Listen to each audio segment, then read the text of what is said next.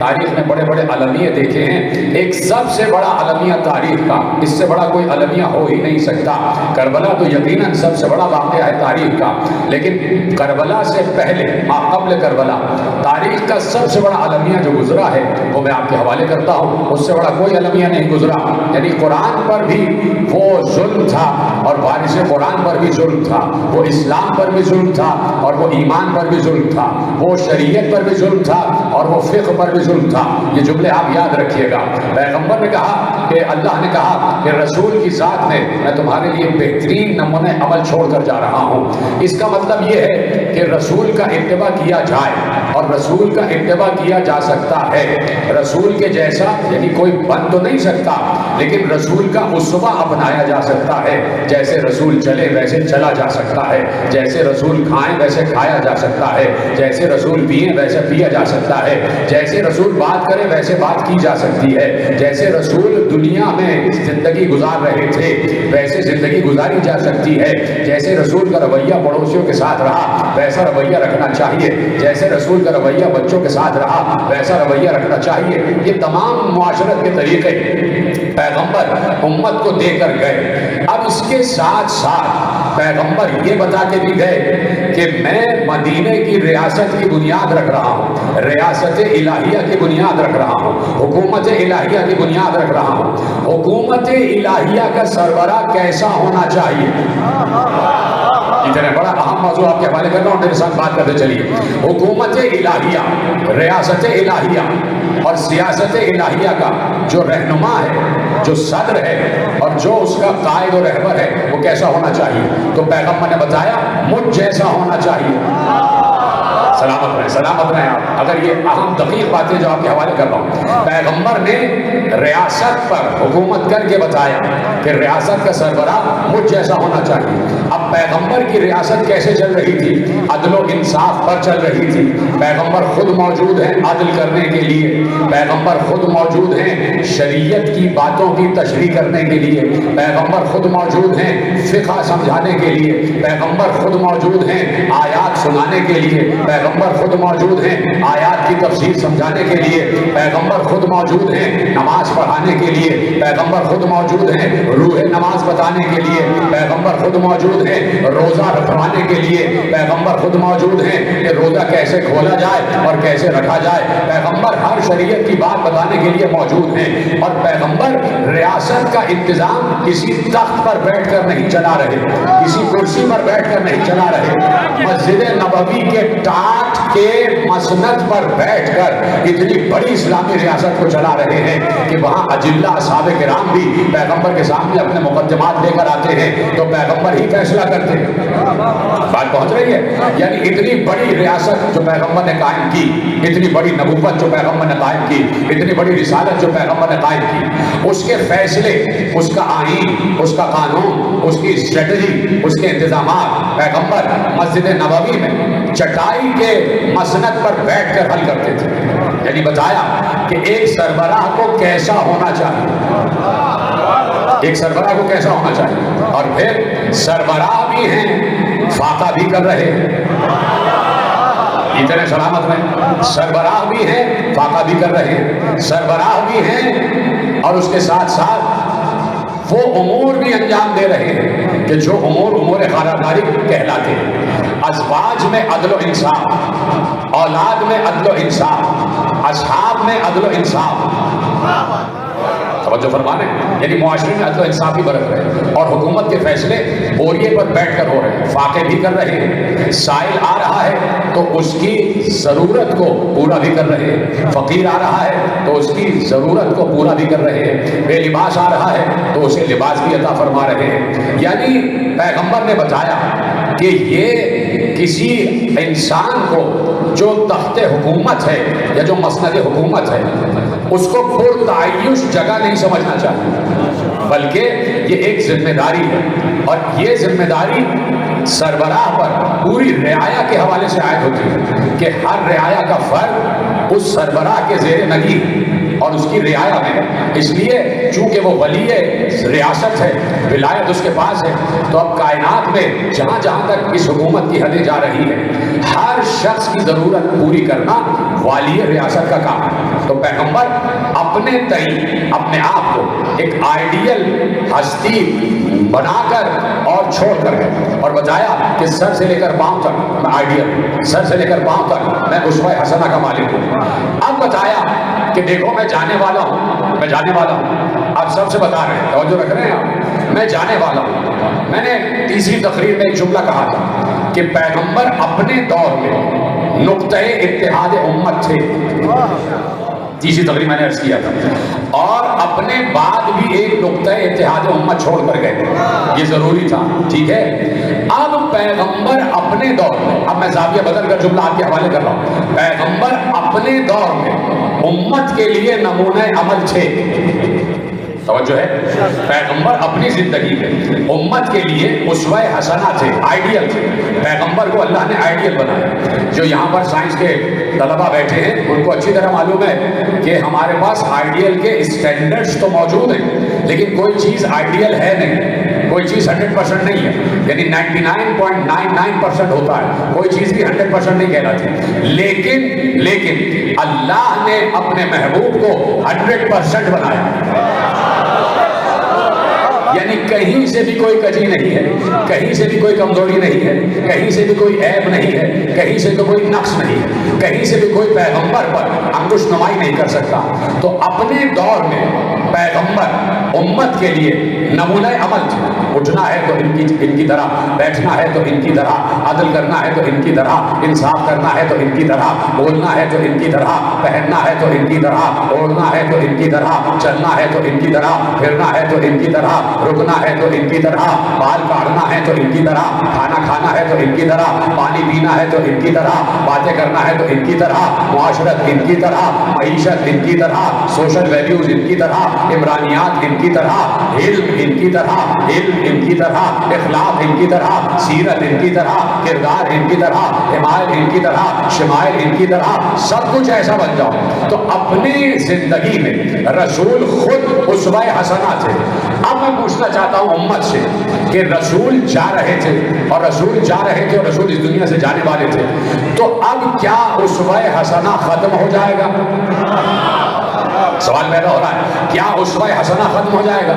تو اب پیغمبر کے لیے ضروری ہے کہ اپنے بعد کوئی ایسا تربیت یافتہ، خصوصی تربیت یافتہ چھوڑ کر جائیں کہ جس کی پیروی کرنا ویسا ہی ہو جیسے پیغمبر کی پیروی کی گئی۔ اتنی مشکل بات نہیں، اب ضروری ہے اللہ پر بھی اور رسول پر بھی کہ اپنے بعد کوئی ایسا چھوڑ کر جائیں، کوئی ایسا چھوڑ کر جائیں کہ جو ان کے بعد نمونہ عمل ہو، ان کی طرح کھاتا ہو، ان کی طرح پیتا ہو، ان کی طرح چلتا ہو، قد بھی ان کی طرح، حمایت بھی ان کی طرح، شمائل بھی ان کی طرح، پینا بھی ان کی طرح، کھانا بھی ان کی طرح، گیسو بھی ان کی طرح، ابرو بھی ان کی طرح۔ کیا میں غلط کہہ رہا ہوں؟ کچھ لوگ گردن جھکا کے بیٹھ گئے۔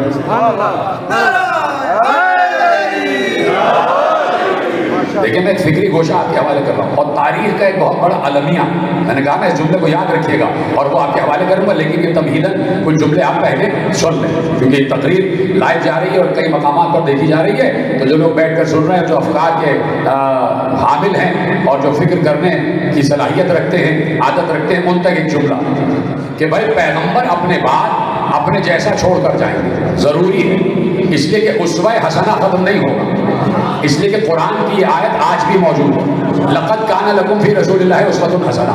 اس وقت اگر میں یہ آیت پڑھتا ہوں تو رسول تو میرے سامنے ہے نہیں۔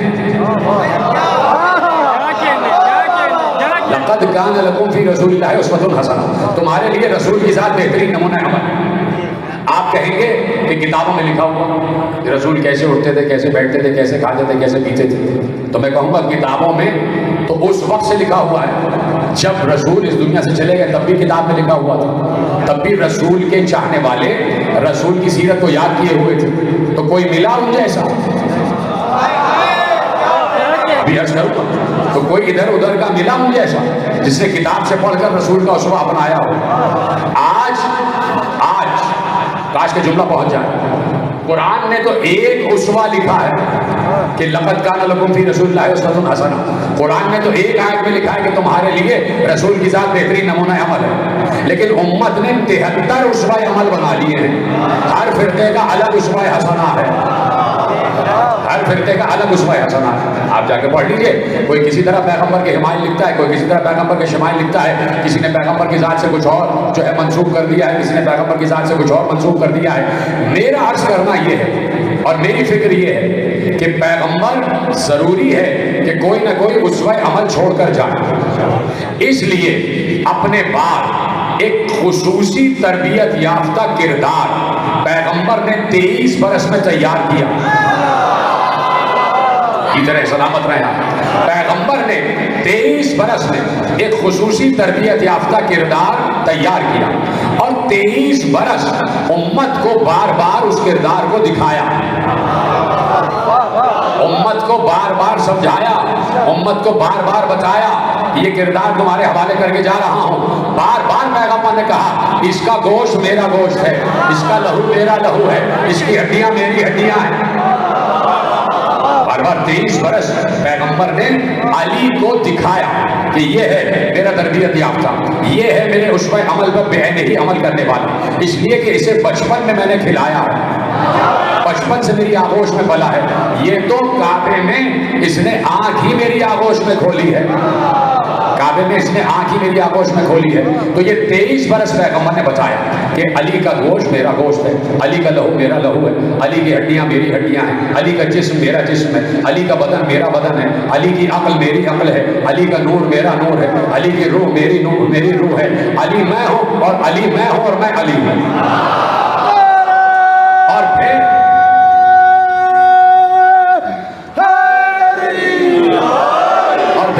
پیغمبر نے یہ کہا کہ دیکھو کوئی بھی ریاست بغیر علم نہیں چل سکتی، بغیر علم نہیں چل سکتی.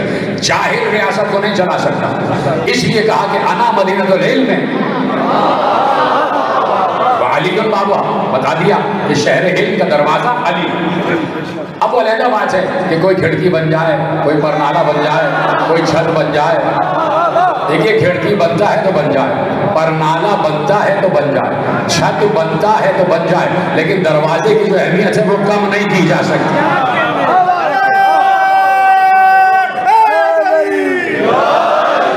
توجہ فرمائیں آپ. تو اب میرے عزیزوں پیغمبر نے علی کی سیرت کو ترتیب دیا، علی کی سیرت کو ترتیب دیا اور دعوت ذوالعشیرہ سے لے کے اور غدیر تک علی کا تعارف کرایا. 23 برس امت کے کانوں میں علی کھول دیا. جیتے رہے سلامت رہے. اور جو ان 23 برسوں میں پیدا ہوئے، جو نبوت کے 23 برسوں میں بچے پیدا ہوئے، ان کی ماں سے کہا گھٹی میں کچھ اور دینے کے بجائے علی پلا دینا، علی پلا دینا، گھٹی میں علی پلا. تو 23 برس علی کا تعارف کرایا اور اس لیے تعارف کرایا کہ اگر کوئی کسی تک میرا پرسیپشن پہنچتا ہے، کوئی اگر میں جان بوجھ کے لفظ استعمال کر رہا ہوں لیکن میں انگریزی کے الفاظ استعمال نہیں کرتا، اگر کوئی میرا ریپلیکا ہے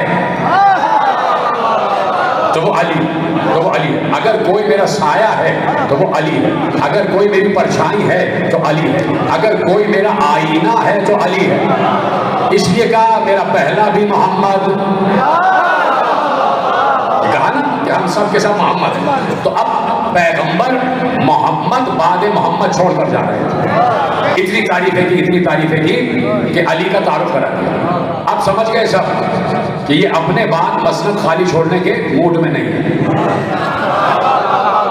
یہ اپنے بعد علی کو بٹھا کر جائیں گے. اور بار بار کہہ دیا تھا کہ علی میرے بعد جو ہے وہ تمہارا امام ہے. بار بار کہا کہ میرے بعد تمہارا امام ہے. اور علی اعلم امتی، میری امت کا سب سے بڑا عالم علی، سب سے بڑا عالم علی. تو بتا دیا، سب سمجھ گئے کہ بھئی علی کو چھوڑ کر جا رہے ہیں اور ان کے بعد یقیناً علی ہی کو بیٹھنا ہے. سب یہ سمجھ گئے تھے. اور تاریخ نے پھر اس کے بعد اور آپ الٹے. پیغمبر اسوہ چھوڑ کر گئے، سیرت چھوڑ کر گئے، سیرت چھوڑ کر گئے. اب میں آپ کو بیچ کے تمام ادوار پار کرتا ہوں، اس لیے کہ بیچ کے ادوار بڑے حساس ہیں. ان کا ذکر کرنا جرم ہے. میں آپ کو لے کر چلتا ہوں صبح سے شام کی طرف. شام میں 40 برس یا 70 برس علی کے ذکر پر پابندی رہی. علی کے ذکر پر پابندی رہی. علی کو نعوذ باللہ سب کو شتم کیا جاتا رہا. علی کے ذکر پر پابندی, علی کے فضائل پر پابندی, علی کی شان میں لکھی گئی احادیث کو دہرانے پر پابندی, یعنی مسلسل ذکر علی پر پابندی. اتنا علی کو بھلا دو کہ کوئی یہ جان ہی نہ پائے کہ علی نام کی کوئی شخصیت تھی بھی یا نہیں سمجھے آپ؟ بھائی اس وقت جو بھی میڈیا رہا ہوگا, جو بھی میڈیا رہا ہوگا, اس میڈیا پر بین تھا کہ ذکر علی کیا جائے. حکومتوں نے میڈیا پر ذکر علی بین کیا ہوا تھا کہ ذکر علی نہیں ہوگا, علی کی فضیلت نہیں پڑھی جائے گی, کہیں سے بھی علی کی فضیلت نہیں پڑھی جائے گی. اب یہ ہے تاریخ کا وہ المیہ کہ جو میں آپ کو کہہ رہا ہوں کہ کربلا سے پہلے جو سب سے بڑا المیہ ہے وہ یہ ہے کہ ذکر علی پر پابندی لگائی گئی. وجہ صرف یہ تھی کہ اگر علی کی فضیلت بیان کی جائے تو اس کا مطلب ہے کہ پیغمبر جو اسٹینڈرڈز چھوڑ کر گئے ہمیں انہی کو اپنانا پڑے گا, اور جب اپنانا پڑے گا تو علی سامنے آ جائیں گے. میں نے پتہ نہیں سمجھا سکا کہ نہیں سمجھا سکا. پیغمبر جتنے بھی معیارات اسوہ حسنہ کے چھوڑ کر گئے وہ علی کی ذات میں پہلے سے موجود ہے, اور اگر علی کا ذکر ہوا تو پھر علی تو وہی اسٹینڈرڈز بیان کریں گے جو رسول چھوڑ کر گئے. لہذا علی ہی کے ذکر پر پابندی لگا, لہذا علی کو ہی اس قابل نہ جانا جائے کہ علی کا ذکر کیا جائے. لیکن میں کیا کروں کہ 40 برس ایک طرف آپ کے حوالے کر رہا ہوں, مسائل نہیں پڑھ رہا. 40 برس ذکر علی پر پابندی رہی ایک طرف, اور شام کے دربار میں زین العابدین اور زینب کا خطبہ ایک طرف. سلامت رہے.